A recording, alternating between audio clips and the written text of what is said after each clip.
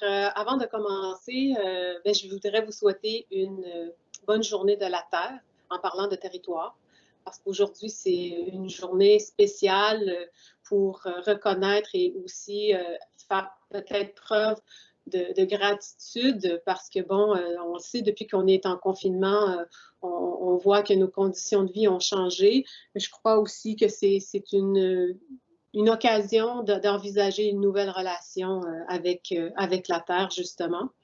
Je voudrais vous remercier aussi de votre invitation à faire cette présentation au sein de votre université. Et aussi, je remercie le peuple Abénaki de nous accueillir sur leur territoire traditionnel. Pour ma part, je me retrouve à Seine-Terre, en Abitibi, qui est en fait mon village natal, et aussi un village qui est situé sur le territoire ancestral de ma famille, notamment la famille Wiskouti, qui est membre de la nation Anishinaabe du Lac-Simon.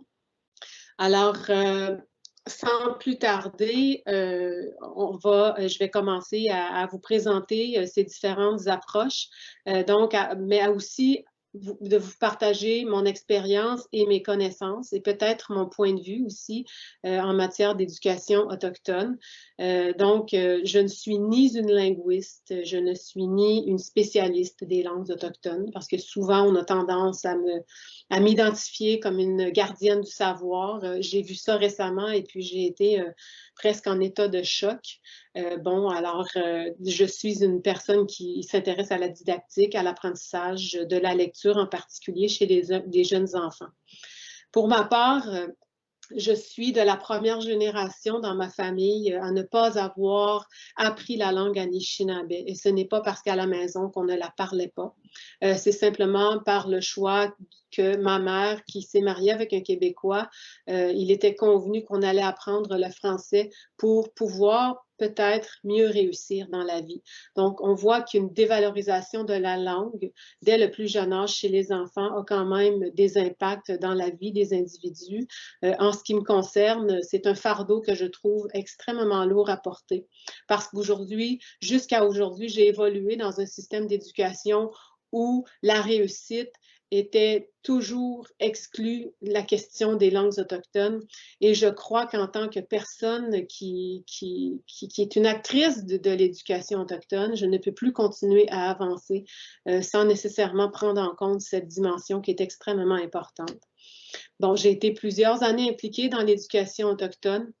Et aussi, aujourd'hui, je ressens une responsabilité personnelle de défendre cette question des langues, parce qu'on voit que dans certaines communautés, à tout le moins dans ma région, la langue, elle est en déclin très avancé. Et c'est quelque chose qui m'interpelle beaucoup, parce qu'en tant qu'éducateur, on contribue soit à l'effritement de la langue ou à sa préservation. Alors, on fait un choix à un moment donné. Alors, le choix que je fais, ce n'est pas de contribuer à son effritement. Et dans mon parcours d'enseignante, j'ai toujours trouvé que l'éducation, elle était eurocentrée. Durant mes 4 années de baccalauréat, j'ai toujours voulu bien me préparer à être une enseignante dans des communautés autochtones. Moi, c'était le but. Je croyais que ça venait avec un clé en main, avec un programme conçu pour et par les Autochtones. Mais j'ai vite réalisé que ce n'était pas le cas et que même aussi, dans ma formation, on m'avait fortement recommandé d'aller faire mes stages dans des écoles provinciales sous prétexte que les écoles autochtones n'étaient pas des bonnes écoles et que j'allais peut-être avoir de la difficulté à avoir mon brevet d'enseignement. Alors, je n'ai pas hésité à dire que le brevet ne m'intéressait pas parce que pour moi, ma préoccupation, c'était vraiment d'aller voir ce qui se passe dans le milieu pour me préparer. Bien sûr, j'ai demandé à cette personne de me mettre cette décision par écrit, ce qu'elle n'a pas fait. Et je savais aussi en même temps que ce n'était pas l'institution comme telle qui avait cette philosophie, mais bien un individu peut-être mal informé, mais en position d'autorité. Alors, Je suis donc allée faire mes stages quand même dans certaines communautés. Je suis allée à Picogan, je suis allée au Lac-Simon. Et j'ai pris la décision plus tard de poursuivre aux études supérieures, étant donné que je crois que des changements importants sont à amener, pas seulement dans la classe, dans l'espace d'apprentissage, mais bien au-delà de ce qui se passe dans une classe et dans une gestion scolaire, mais aussi au niveau du système. Alors aujourd'hui, quand j'ai préparé ma conférence, c'était dans cette optique que je venais vous parler, parce que présentement, ma préoccupation en étant doctorante en fin de parcours, c'était celle aussi d'aller chercher des outils et des connaissances pour me permettre de travailler sur mes réelles préoccupations. Alors, j'ai voulu clarifier aujourd'hui que je ne me considère pas comme une experte ou une spécialiste de l'éducation autochtone, même si depuis les 25 dernières années, j'ai été très impliquée dans différentes organisations autochtones, communautaires, éducationnelles. Je suis seulement préoccupée par ce qui se passe dans le monde de l'éducation auprès des Autochtones.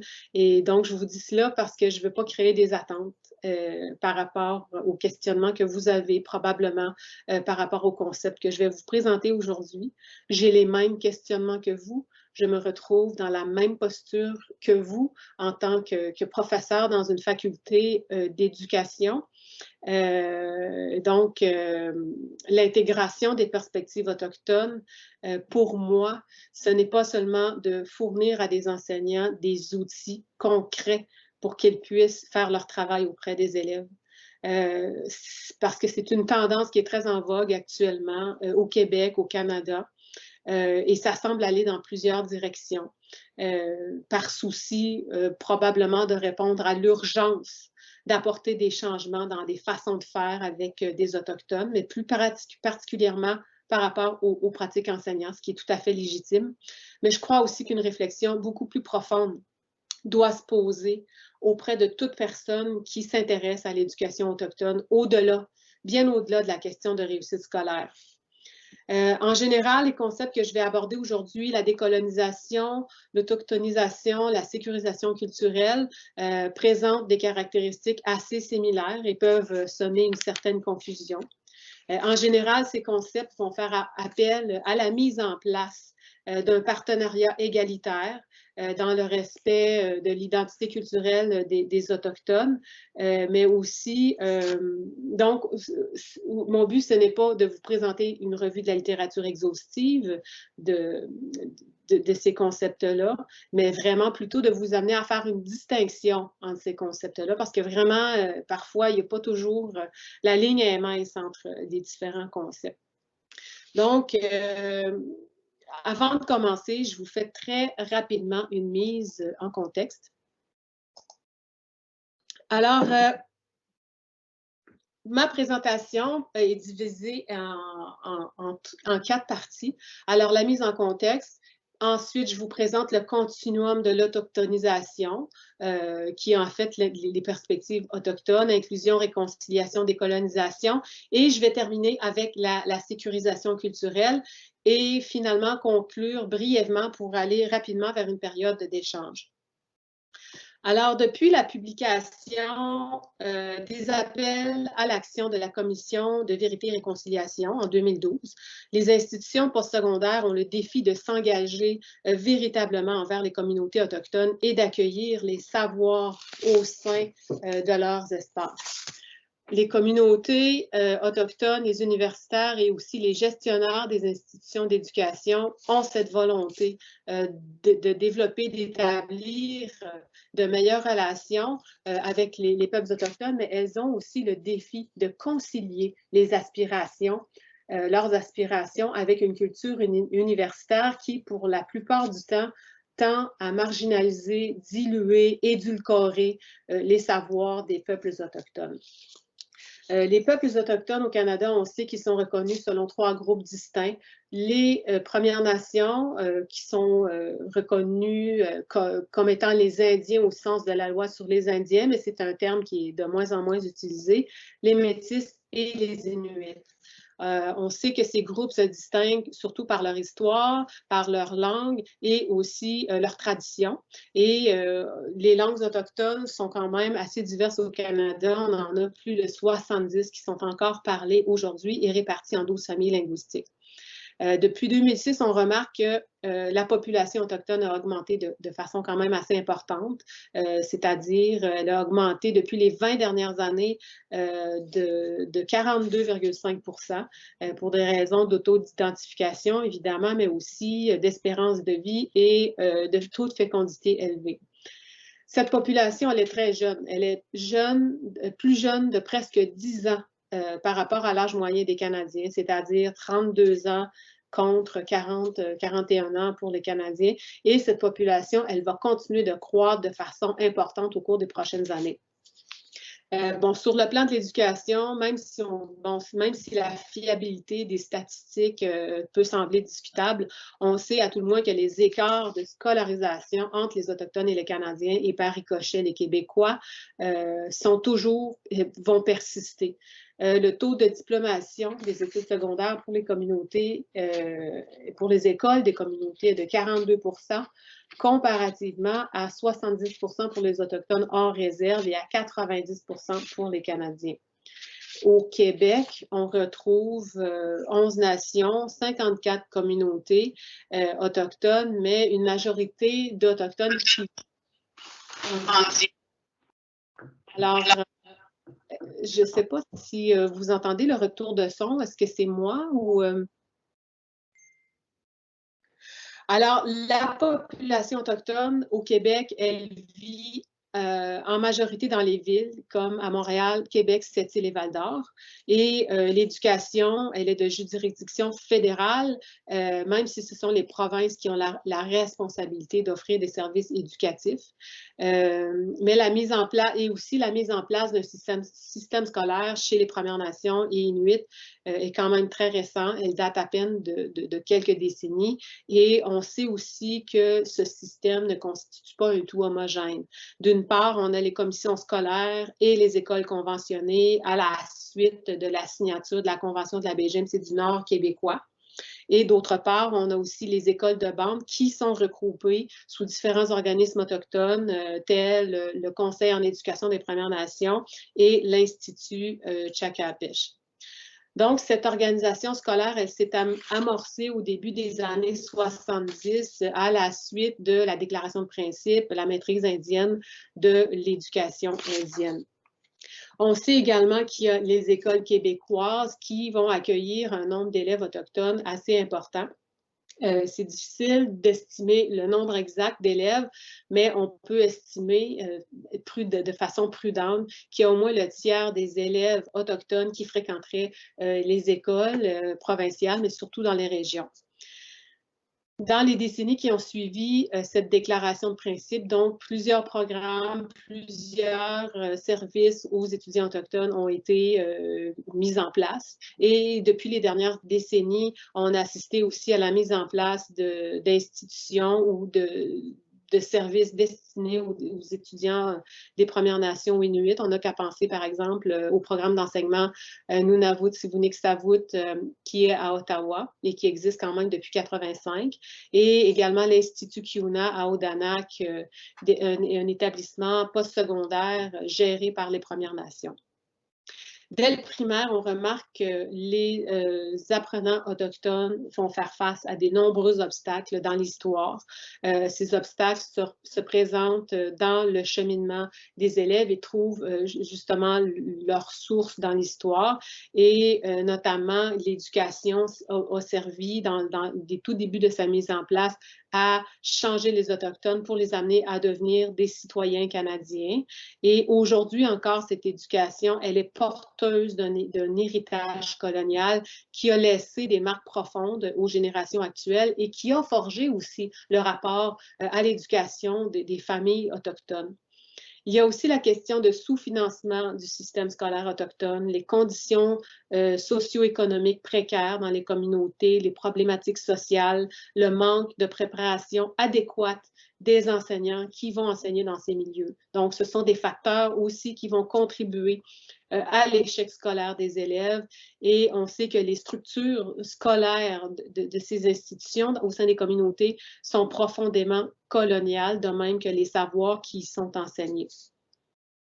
Carole Lévesque, professeure à l'INRS, considère que les enfants autochtones ne sont pas une clientèle parmi d'autres groupes ethnoculturels au Québec ou au Canada, au même titre que les élèves issus de l'immigration.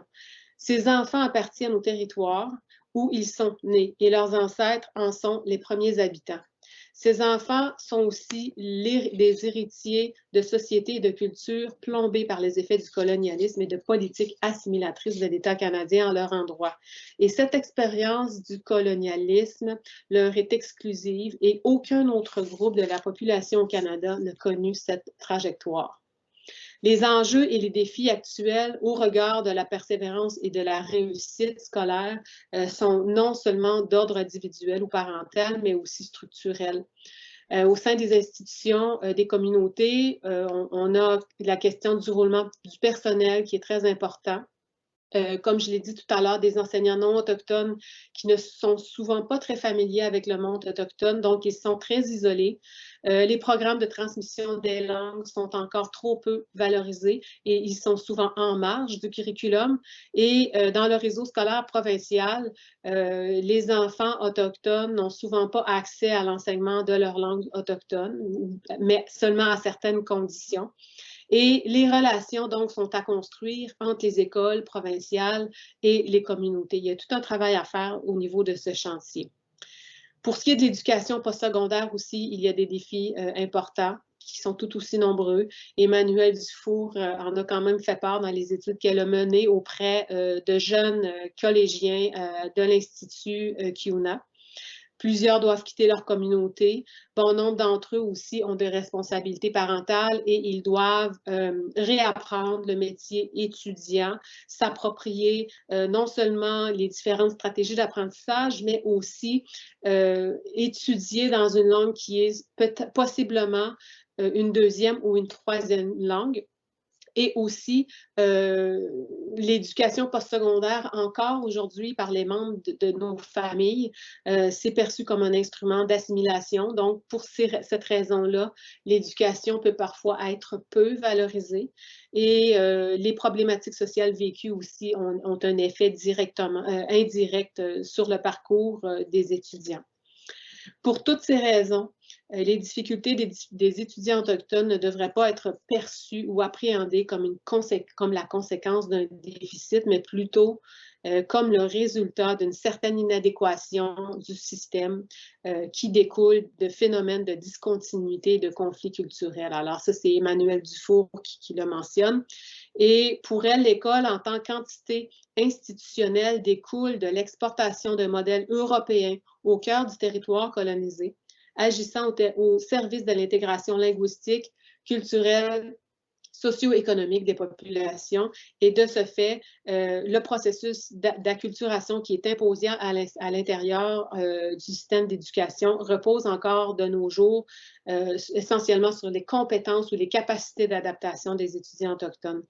Alors ici, les étudiants autochtones vont vivre une certaine acculturation involontaire. Ils n'ont pas choisi de prendre part à ce projet de société dans lequel on vit aujourd'hui.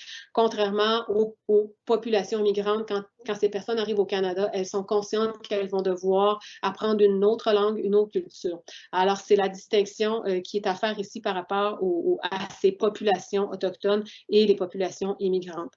Donc, ces derniers se voient souvent contraints à intégrer les valeurs, les perspectives et des concepts qui sont souvent étrangers. Et ce, dans un contexte aussi de relations de pouvoir qui se jouent dans l'espace scolaire. Aujourd'hui, les systèmes d'éducation au Canada ressentent cette pression de plus en plus forte et cette tension aussi pour rendre l'éducation accessible et pertinente aux peuples autochtones. Et parce que, bon, cette population-là, elle augmente de façon importante dans un délai de temps qui est quand même très, très court. et aussi, depuis les dernières années, pour améliorer la réussite des étudiants autochtones, les provinces en ont fait leur priorité, à travers notamment le Conseil canadien des ministres de l'Éducation, dont celle d'autochtoniser l'éducation. Mais le Québec aussi, pour sa part, doit emboîter le pas parce qu'on remarque qu'il a un retard par rapport aux autres provinces. Et dans le contexte du dépôt du rapport de la commission Vien et aussi par rapport à la proposition de la compétence 15 en novembre 2020, on voit qu'il y a quand même un travail qui est fait, mais qui doit se poursuivre. Donc, cette proposition de la compétence 15 s'est fait évidemment en collaboration, notamment avec des partenaires et des alliés du Conseil en éducation des Premières Nations, et dont la visée était celle de promouvoir les savoirs, la vision du monde, la culture et l'histoire des peuples autochtones.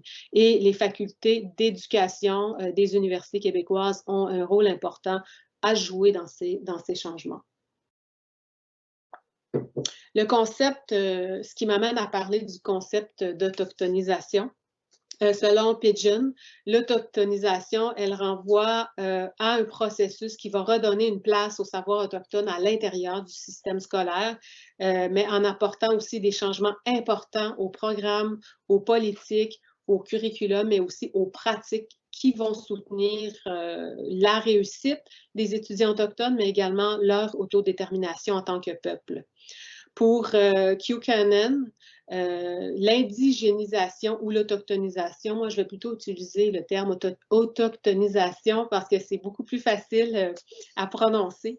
Donc l'autochtonisation, elle représente un mouvement qui consiste à élargir la conception des institutions universitaires de la connaissance, qui est encore beaucoup centrée sur des traditions occidentales. Donc, pour élargir la conception de la connaissance et inclure le point de vue des peuples autochtones dans une visée transformatrice. La mise en application de cette transformation dans la pratique, on sait qu'elle suscite des discussions, qu'elle suscite des débats. Pour plusieurs universitaires autochtones, par exemple, qui vont plutôt plaider pour une autochtonisation qui amène un changement dans les fondements des structures, des institutions, mais aussi des normes académiques pour mieux refléter la place des Autochtones.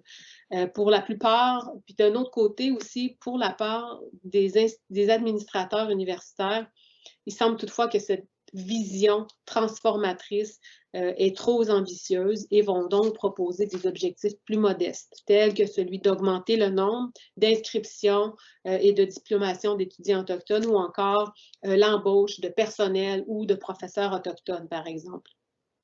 Par rapport à l'autochtonisation, Melançon aussi fait ressortir une variété d'interprétations du concept d'autochtonisation, mais en général, sa signification va tourner autour de l'idée d'intégration des aspirations des Autochtones dans la société québécoise ou canadienne.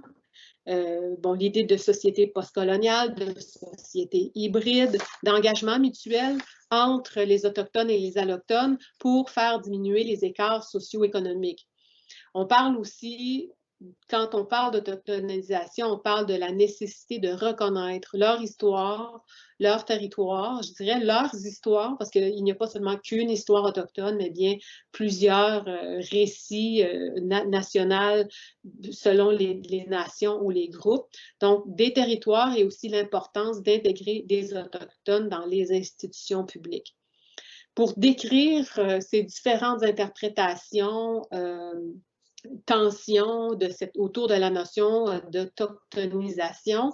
Gaudry et Lawrence soutiennent aussi que les débats sur la question de l'autochtonisation des institutions postsecondaires en contexte canadien font ressortir 3 usages de ce terme. Donc, ces chercheurs, ils ont voulu savoir comment les peuples autochtones et leurs alliés appréhendent ce concept dans le milieu universitaire pour justement comprendre leur point de vue sur la façon d'autochtoniser. Donc, ils ont mené un sondage anonyme en ligne auprès de 25 chercheurs, et surtout des Autochtones, mais aussi des alliés.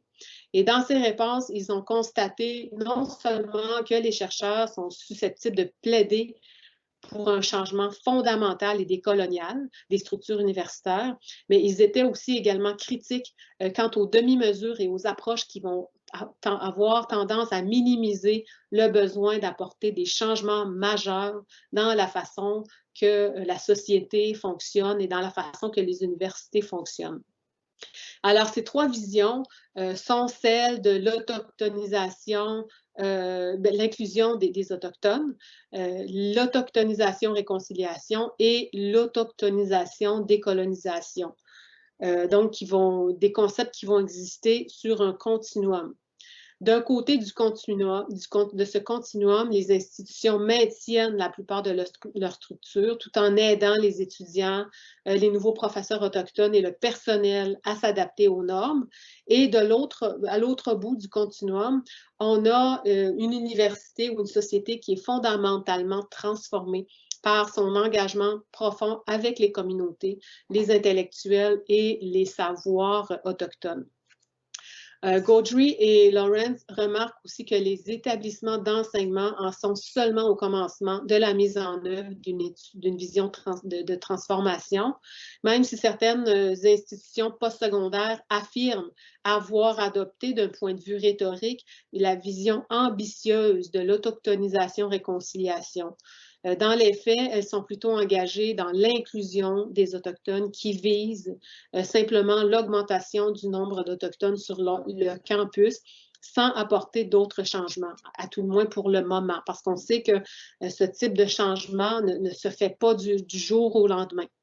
Donc, dans cette étude, il ressort aussi que le statu quo est fortement contesté par les participants et il prône une vision transformatrice qui modifierait justement une vision décoloniale, mais qui n'a pas encore été envisagée sérieusement à ce jour. Le premier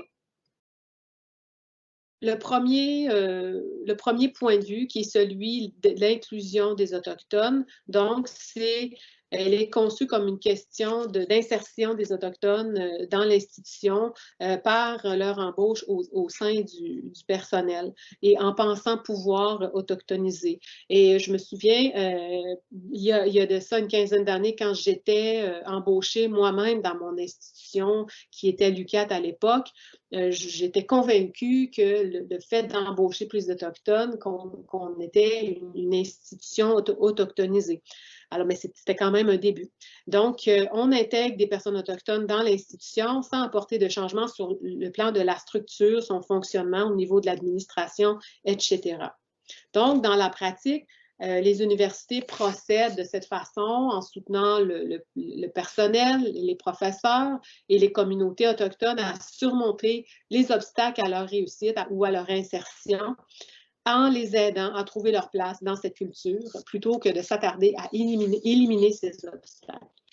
Dans cette optique, l'inclusion des Autochtones remet sur leurs épaules le fardeau du changement.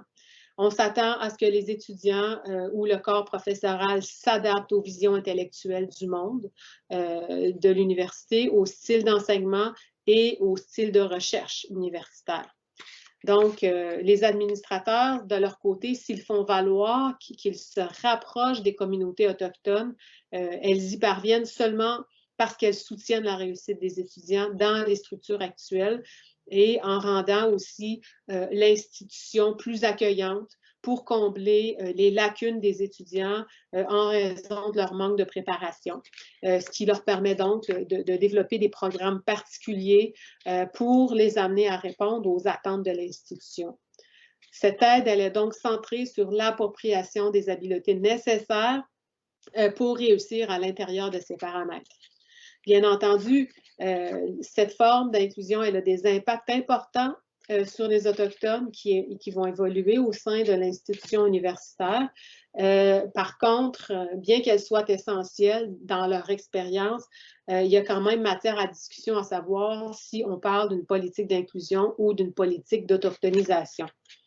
Étant donné que l'inclusion des Autochtones ne fait que soutenir leur adaptation dans une institution qui demeure inchangée, elle ne constitue pas en soi la mise en place d'un espace autochtone. Elle consiste plutôt comme moyen pour mieux inclure les Autochtones dans une institution qui est supposément neutre et au sein duquel aussi la connaissance humaine est représentée adéquatement. La présence de professeurs, d'administrateurs ou d'étudiants autochtones, cette présence accrue, elle vient surtout accentuer le besoin d'accueillir les savoirs autochtones et leur manière de connaître par le remaniement des politiques existantes pour mieux refléter leur expérience, leur vision du monde et aussi les besoins des communautés. Ces politiques d'inclusion, par contre, ce qui est intéressant, c'est qu'elles peuvent représenter des vecteurs importants pour d'éventuelles transformations. Avec un plus grand nombre d'universitaires autochtones présents, en particulier à des postes décisionnels et stratégiques, le travail systémique est plus susceptible d'être réalisé. Ainsi, on peut penser que l'inclusion des Autochtones n'est pas en soi une finalité telle que perçue par de nombreuses universités, mais plutôt comme une stratégie qui va favoriser l'indigénisation systémique des institutions universitaires. La seconde vision de l'autochtonisation est l'autochtonisation-réconciliation. On sait que c'est un enjeu de longue date en matière d'éducation. Les communautés, les instances en éducation, les intellectuels autochtones ont défendu cette idée depuis plusieurs décennies par rapport à l'importance de rendre autochtones les institutions canadiennes.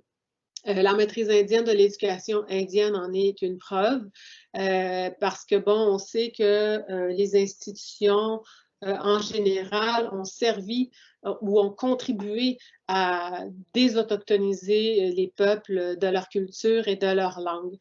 Par exemple, jusqu'aux années 80, on sait que les Autochtones qui recevaient un diplôme universitaire devaient s'émanciper. Et l'émancipation, c'était une disposition dans la loi sur les Indiens qui donnait le statut d'un citoyen à part entière, d'un autochtone.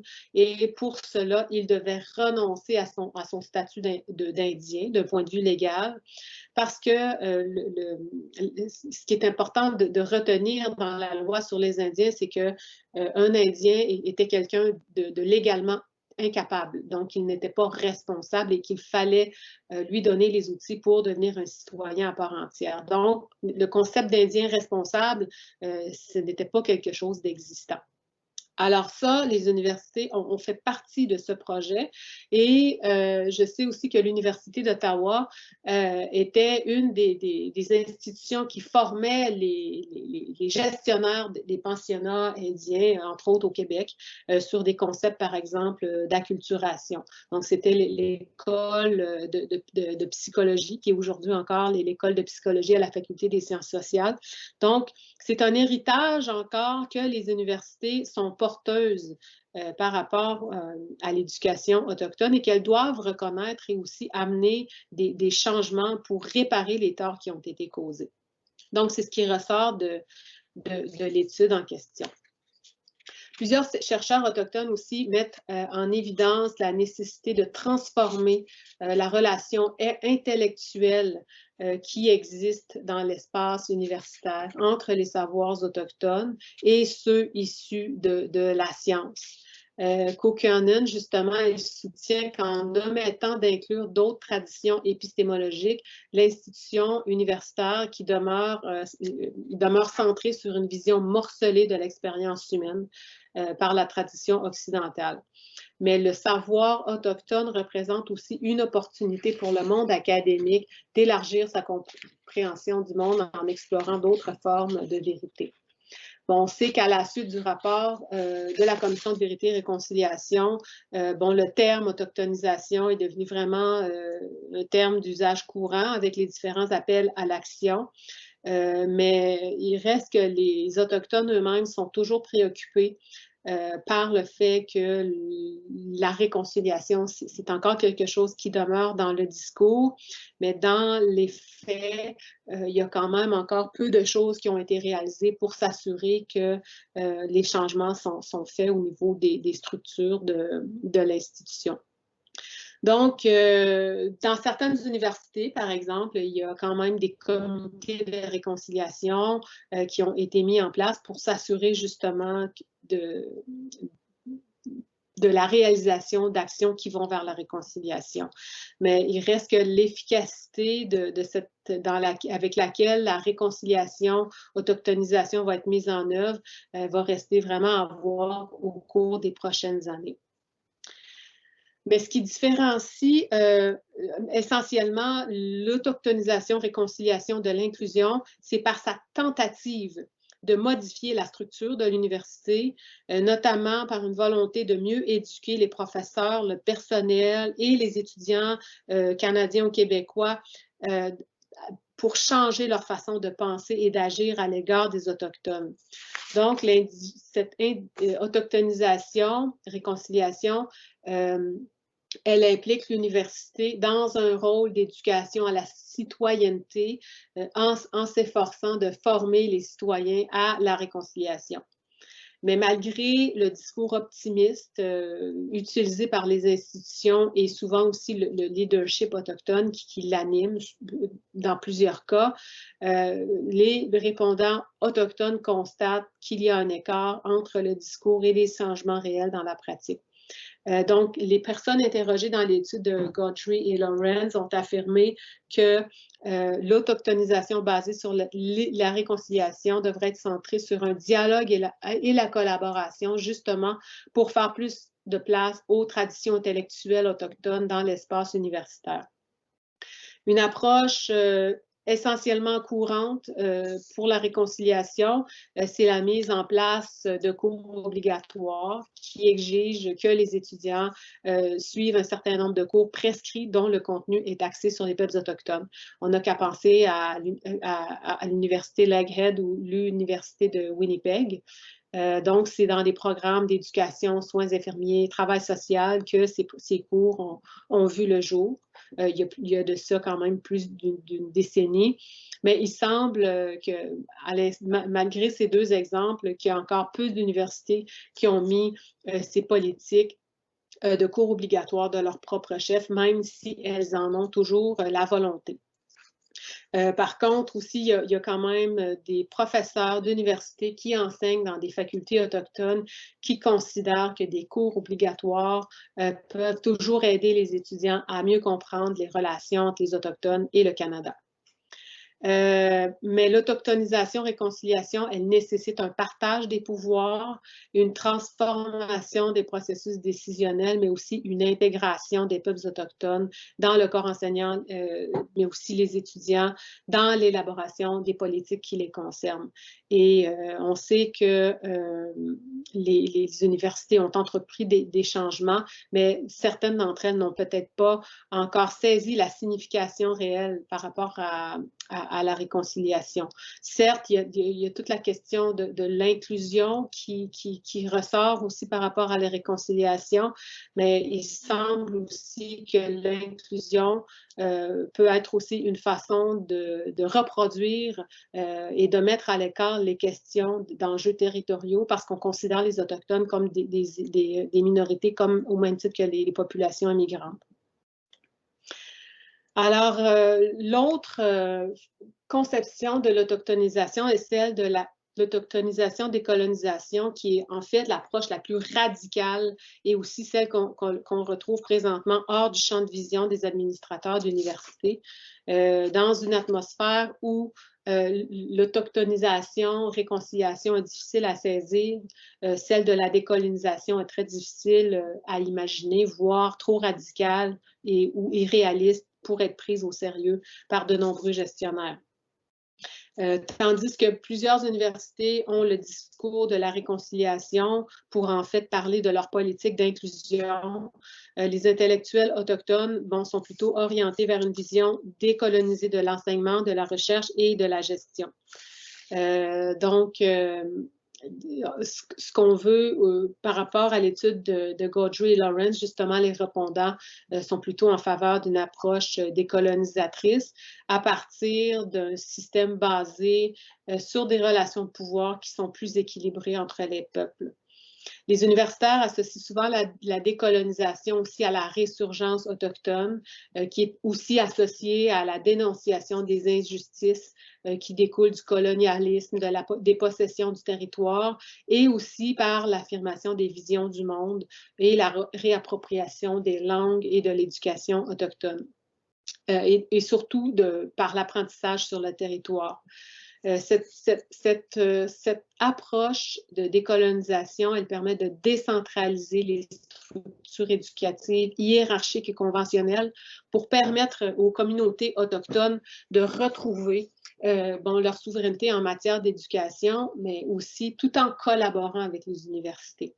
Donc, elle envisage cette décolonisation, une reconstruction de l'institution avec un rôle et des objectifs très différents de ceux actuellement. Bien qu'un bon nombre de ces éléments puissent sembler éloignés du champ de vision des universités, l'autochtonisation était pourtant impensable jusqu'à tout récemment.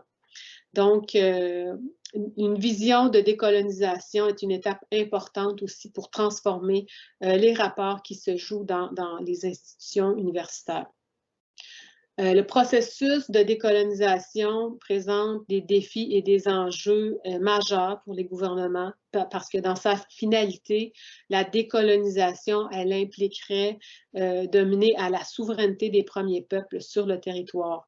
Elle impliquerait aussi le rétablissement de leurs droits, de leurs pratiques sociales, culturelles, linguistiques, de même que le rétablissement des dimensions épistémologiques des Autochtones dans toutes les sphères de la vie, incluant les systèmes d'éducation. Comme le soulèvent Paul Joubinville et Lévesque, la décolonisation ne peut passer par les structures mises en place par le pouvoir colonial. Elle doit être plutôt le fait de ceux qui l'ont subi et conduire à la mise en place de structures qui vont respecter leur façon de penser et d'agir et aussi leurs aspirations. En éducation, elle interpelle les institutions d'éducation formelle qui doivent revoir leur façon de faire.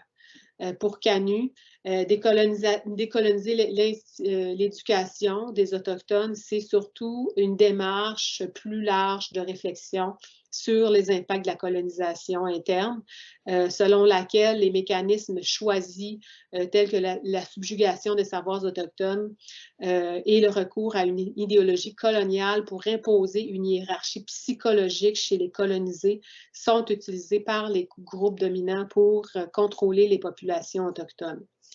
Donc, une première étape vers la décolonisation de l'éducation serait celle d'amener les enseignants allochtones d'entamer une réflexion critique sur le système d'éducation actuel, et ça c'est Marie-Baptiste qui en fait état, par la confrontation des standards cachés du colonialisme, elle parle de l'impérialisme des savoirs dans le curriculum moderne.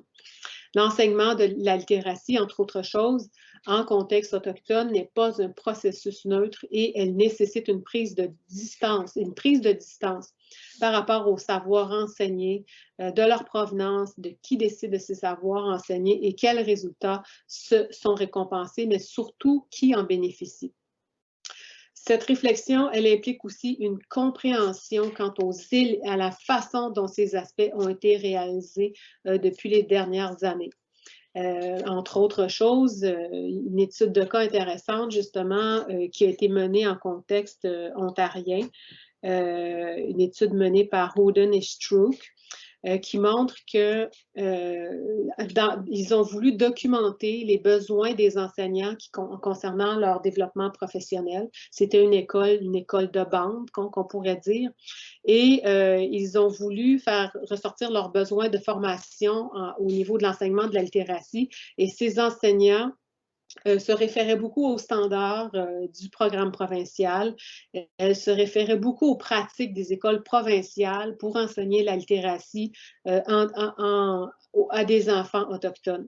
Donc, on peut en retenir que la prédominance de la langue de scolarisation, puis aussi l'omniprésence de matériel didactique standardisée dans ces écoles va induire l'idée chez les enseignants qu'une compétence en littératie se développe ou va s'acquérir à partir des attentes ministérielles et que ces pratiques normées sont légitimes.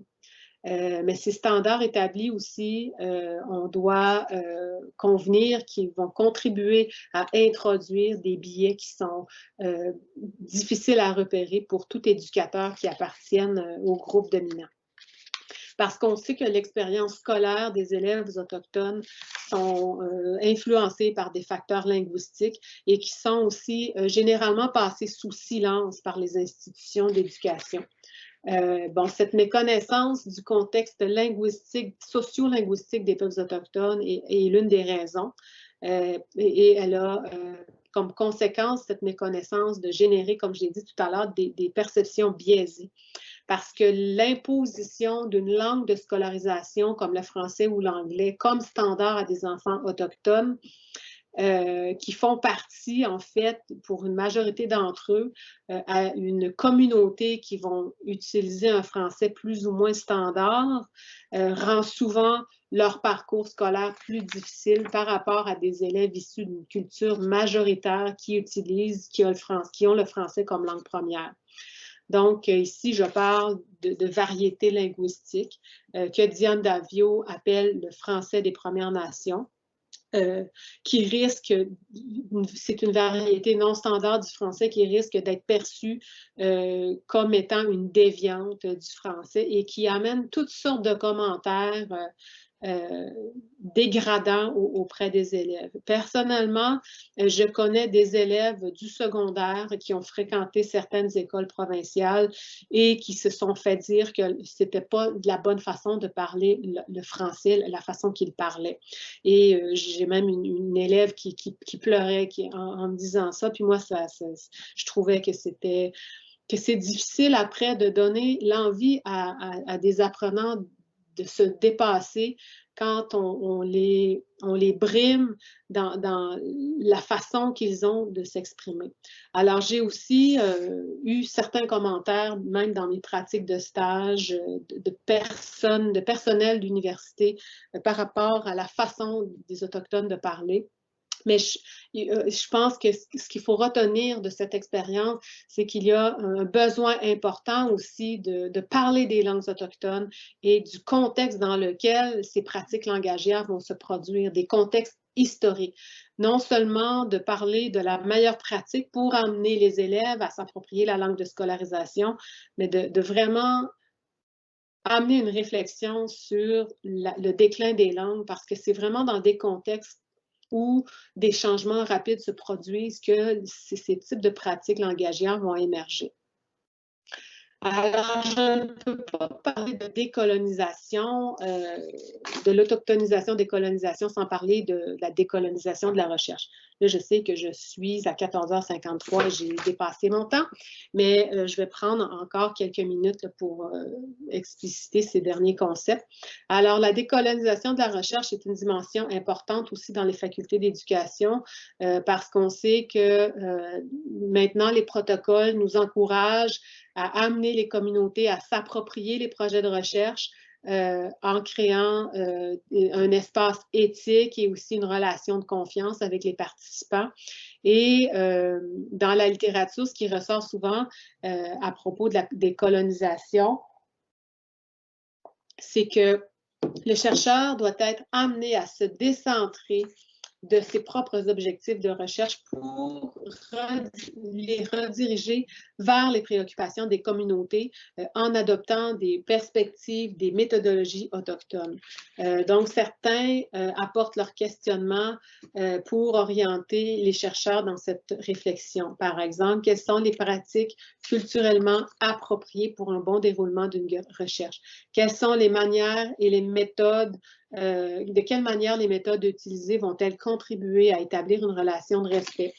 Le partage des apprentissages prennent-ils place de manière réciproque dans cette relation? Parce qu'il y a tout aussi la question de renforcer les capacités des acteurs du milieu quand on mène un projet de recherche avec une communauté et de quelle façon ma pratique en tant que chercheur contribue-t-elle à déconstruire des structures coloniales et des relations de pouvoir? et en quoi ma pratique est-elle imputable aux instances autochtones concernées par la recherche. Donc, ici, quand on parle de respect des savoirs autochtones, Nathalie Cormonal de l'Université de l'Alberta souligne que ce respect ne doit pas seulement s'inscrire dans le cadre d'un projet autochtone éducatif spécial.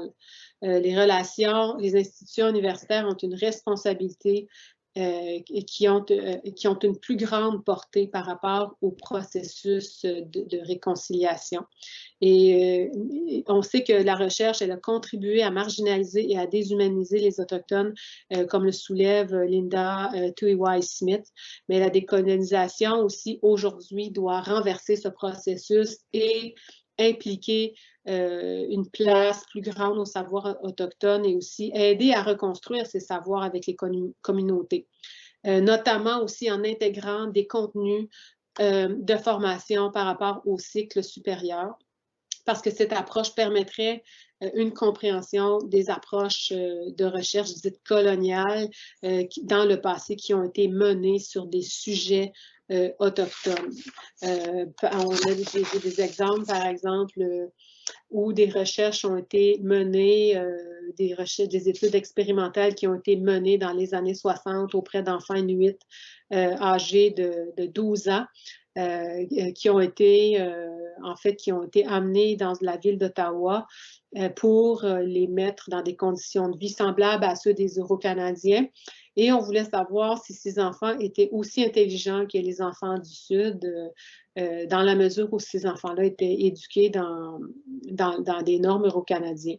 Il y a aussi d'autres recherches expérimentales qui ont été menées dans le domaine de la santé par des spécialistes de l'alimentation qui ont utilisé des enfants autochtones sous-alimentés dans des pensionnats au Manitoba pour étudier les effets de la malnutrition. Donc, ces pratiques-là, elles doivent être reconnues et remémorées pour comprendre de quelle façon l'idéologie coloniale gouvernait les politiques canadiennes et dans quelle mesure aussi elles ont eu une influence sur les pratiques de recherche actuelles. Et toute la façon aussi de voir les Autochtones par les différents explorateurs, toutes ces visions, elles ont eu une influence sur les rapports chercheurs, participants en contexte autochtone. Donc, on doit concevoir de nouvelles façons de former les futurs chercheurs pour avancer vers la réconciliation. Ce qui m'amène à aborder le dernier concept, qui est celui de la sécurisation culturelle. On sait que c'est un concept qui est quand même de plus en plus présent dans les institutions québécoises, mais c'est un concept qui est apparu il y a de cela une trentaine d'années en Nouvelle-Zélande pour améliorer les services aux Maoris. Donc, les écrits proviennent surtout des pays anglo-saxons, mais en Nouvelle-Zélande, depuis 1992, la capacité d'offrir des soins qui assurent la sécurité culturelle des patients est une condition d'entrée dans la profession en soins infirmiers.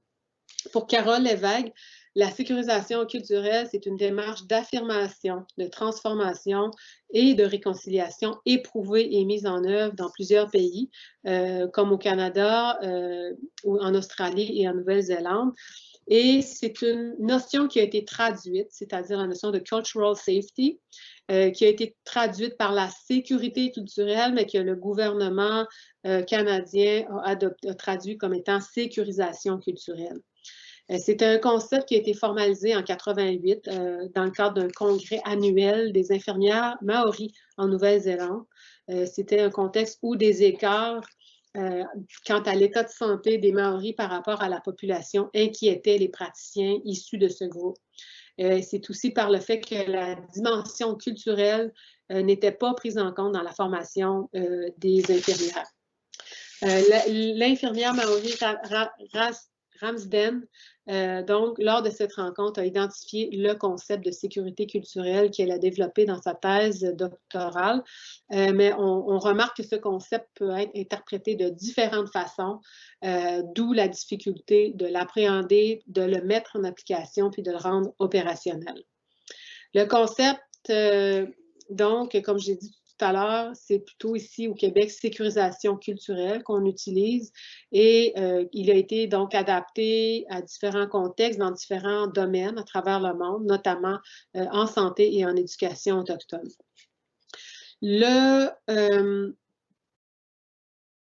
La sécurisation culturelle, donc, elle repose sur un principe de justice sociale. Elle reconnaît les différences culturelles, puis elle prend en compte aussi les impacts du colonialisme, du racisme systémique et du traumatisme intergénérationnel qui en est la conséquence.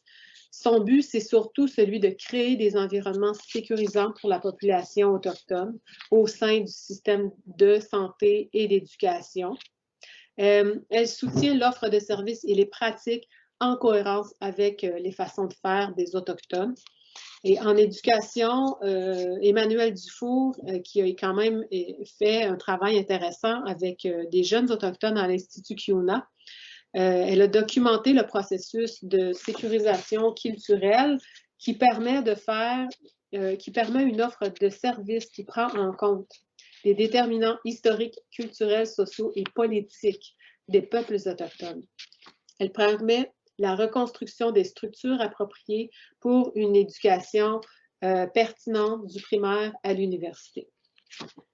Pour plusieurs organisations autochtones, il devient incontournable de reconnaître le contexte colonial et les relations de pouvoir qui existent par l'entremise d'une certaine réflexion, d'une certaine introspection et par l'acquisition aussi de compétences en communication qui sont des ressources indispensables pour mettre en place la sécurisation culturelle.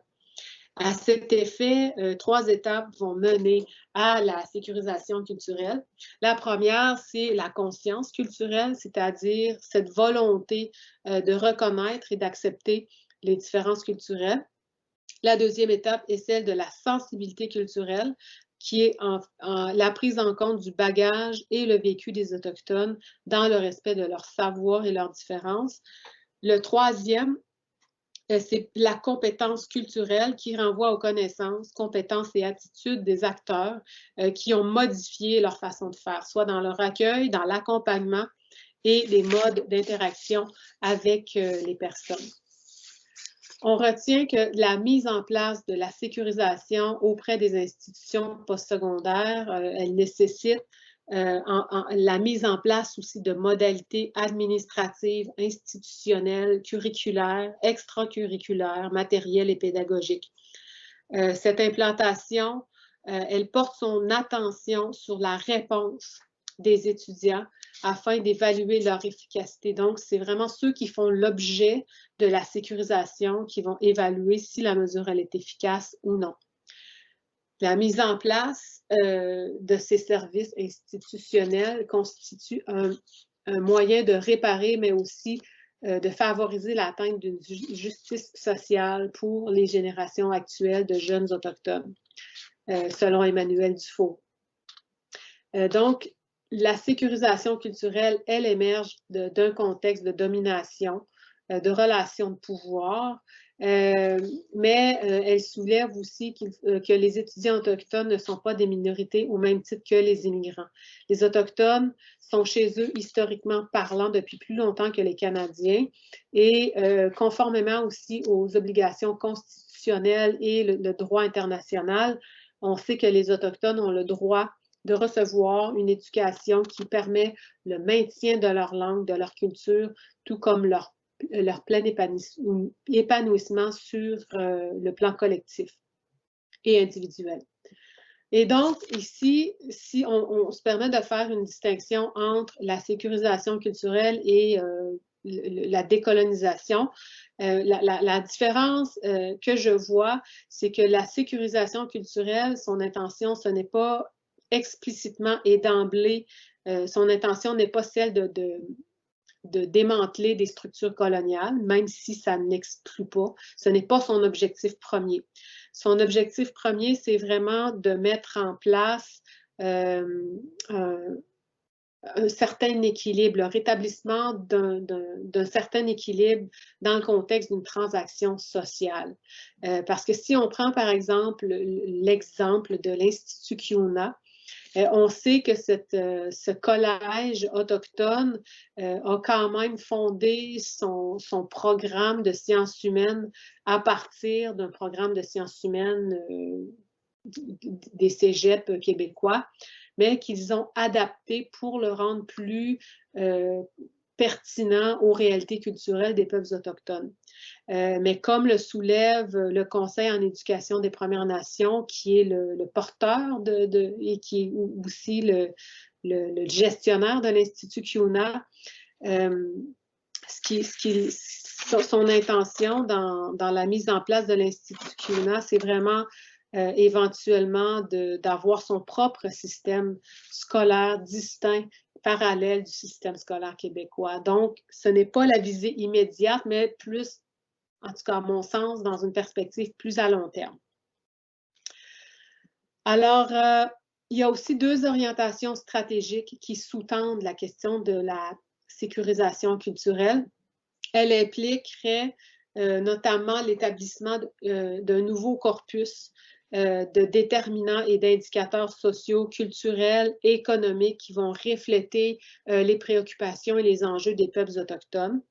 En général, on sait que les indicateurs et les déterminants sociaux qui contribuent à définir les programmes à déployer vont identifier des cibles au niveau du développement social, l'éducation, etc. Mais on doit se rappeler que ces déterminants, ils ne sont pas universels, ils ne s'appliquent pas à tous les contextes, même si ces déterminants-là sont raffinés, ils véhiculent quand même des valeurs, des principes et des visées sociales qui sont ancrés dans des projets de société et des modes de vie très particuliers.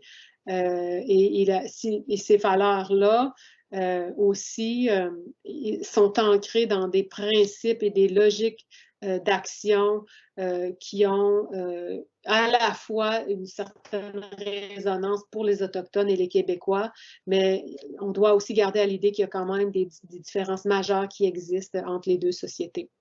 Donc, il serait important d'assortir une mise en œuvre de la sécurisation culturelle en mettant en branle un travail de conceptualisation et aussi d'opérationnalisation pour éclairer les processus décisionnels et institutionnels.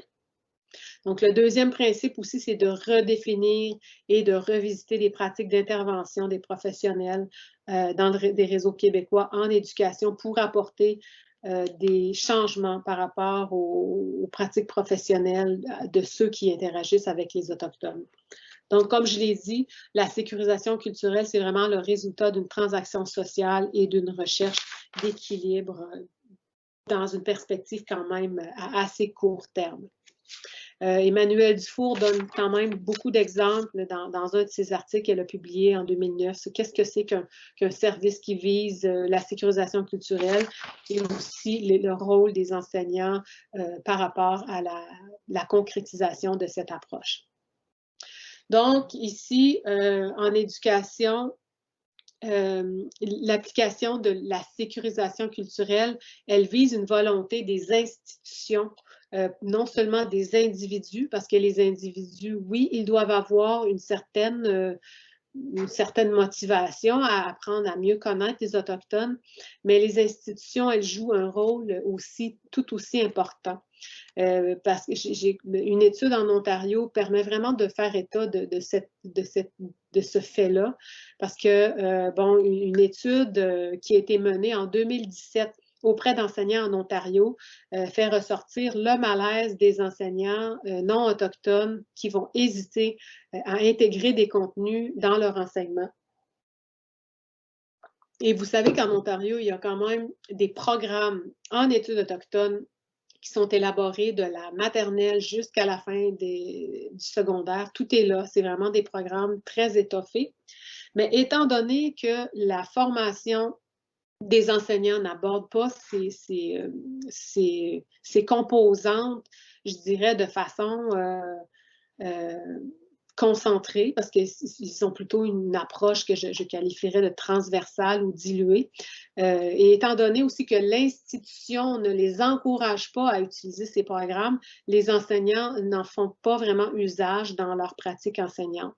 Et donc, parce que le curriculum autochtone aussi, il est présenté séparément du programme cadre ontarien, et plusieurs enseignants, justement, qui ont participé à cette étude-là de Mind, rapportent qu'ils n'ont jamais pris l'initiative d'ouvrir ce programme-là parce qu'on ne leur a jamais demandé de le faire. Et la chercheure rapporte aussi que certaines stratégies doivent être déployées par le milieu scolaire pour soutenir les enseignants dans ce processus d'appropriation en les accompagnant dans l'élaboration de leurs activités. Et elle a mis en place durant un été un projet pilote justement pour accompagner les enseignants et mieux les préparer aussi à intégrer les perspectives autochtones, et elle fait ressortir que cet accompagnement, ce projet pilote a été vraiment aidant pour les enseignants. Donc, l'institution, tout ça pour vous dire que l'institution, elle est très importante dans le soutien des enseignants ou dans le praticien pour l'amener à changer sa pratique. Et aussi, pour terminer sur ce concept-là, c'est que la sécurisation culturelle au Québec, bon, c'est un concept qui est émergent.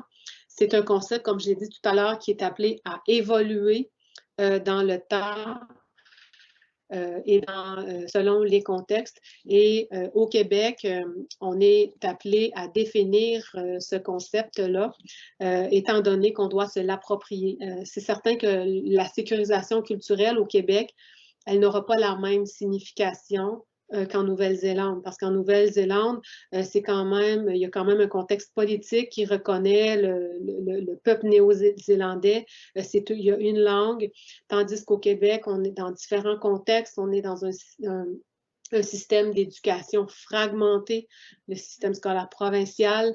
Certaines nations sont divisées même par 2 langues coloniales. Alors, toutes ces composantes-là viennent complexifier la compréhension du concept de sécurisation culturelle, et donc un travail de terrain, à mon avis, devrait être fait pour amener à s'approprier et le rendre opérationnel auprès des enseignants. Parce que c'est toujours ça le défi, c'est comment qu'on met en opération un concept comme celui-là dans une école, par exemple, comme le Lac-Simon, ou dans une école à Montréal. Donc, la portée, elle est tout à fait différente. Alors, pour terminer, je vous dirais que le processus d'autochtonisation dans l'ensemble va impliquer l'inclusion des référents culturels autochtones.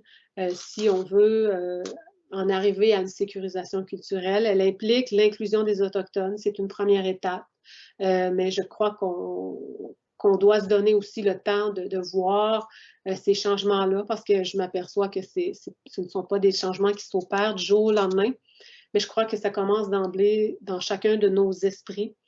La décolonisation, les structures coloniales qui sont là, ce sont des humains qui les ont mises en place. Donc, si cette prise de conscience-là ne se fait pas sur le plan individuel, on ne peut pas avancer plus loin dans ce processus-là. Et donc, moi, ce que je retiens de tous ces concepts-là, c'est qu'on doit garder à l'idée que l'éducation autochtone, elle doit, d'une part, préparer les futurs citoyens québécois aux réalités autochtones, les amener à mieux comprendre qui sont les Autochtones, qui vivent avec eux. Et d'autre part aussi, elle doit préparer les futurs citoyens autochtones à exercer leurs propres droits. Et une vision, justement, qui a été exprimée il y a de ça 25 ans dans le rapport de la Commission royale d'enquête sur les peuples autochtones. Et je vais terminer avec cette citation, et c'est celle-ci. Le système d'éducation doit amener les enfants et les jeunes à devenir des citoyens autochtones, compétents sur les plans linguistiques et culturels et prêts à assumer les responsabilités de leur nation. Les jeunes qui terminent leurs études doivent avoir développé une forte identité autochtone, et conformément aux traditions, l'éducation doit viser le développement intellectuel, le développement intégral de l'enfant, tant sur le plan intellectuel, spirituel, affectif et physique. Merci de votre écoute.